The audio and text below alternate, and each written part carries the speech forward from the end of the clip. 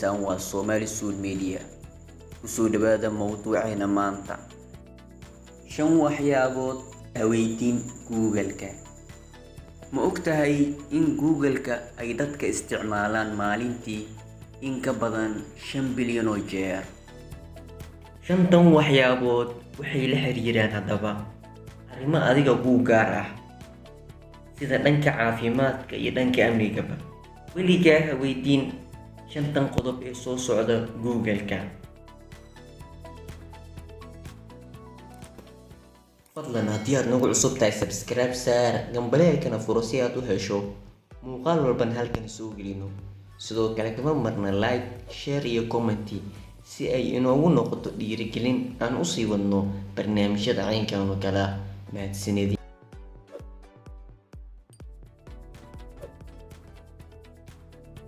Nambarka 1, midani waa arrin halis ah. weligaa ha weydiin Google-ka arrimo laga yaabo inay dambi kugu ridaan. tusaale, Google-ka haddii aad weydiiso sidee loo sameeyaa bamka qarxa ama sidee loo sameeyaa fitamiinka ama daroogooyinka qaarkood, ogow in Google-ku uu leeyahay qaybo u qaabilsan arrimaha amniga iyo wax walba oo bini'aadamka halis u keeni kara.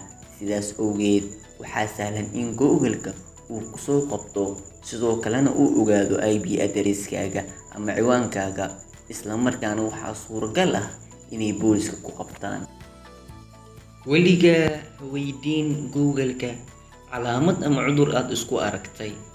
arrintaas beddelkeed waxaan kula talin lahaa inaad aado dhakhtarka, sababtoo ah Google-ka waxaa ku jira macluumaad badan oo ku saabsan calaamadaha ama sumada lagu garto cudurka. sababtoo ah cudurrada qaar ayaa calaamado ama sumado isku mid ah wata. tusaale ahaan, Google-ka haddii aad geliso calaamadahan soo socda sida lalabo, wareer, miisaanka hoos u dhaca.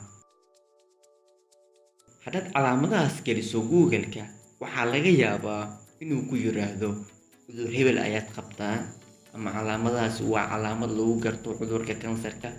waxaana laga yaabaa inuu walwal iyo shaki badan ku geliyo.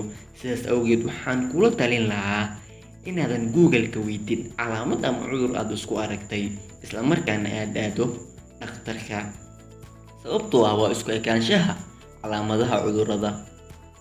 weligaa ha weydiin Google-ka arrimo la xiriira kansarka, sababtoo ah waxaa jira cudurro ay kansarka isaga mid yihiin xagga calaamadaha. sidaa awgeed waxaa fudud in shaki badan uu kugu dhaco. ha weydiin Google-ka arrimo la xiriira maqaarka jirka.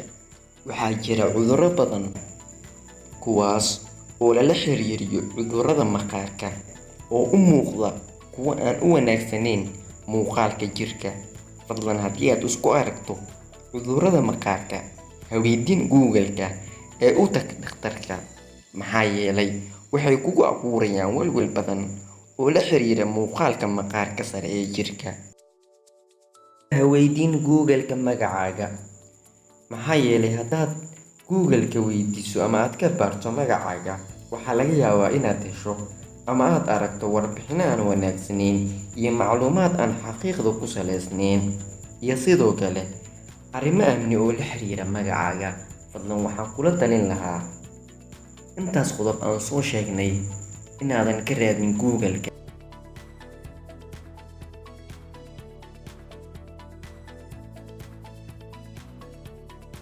haddaba daawade, 5 qodob aan soo sheegnay ma laga yaabaa inaad mar ka raadisay Google-ka?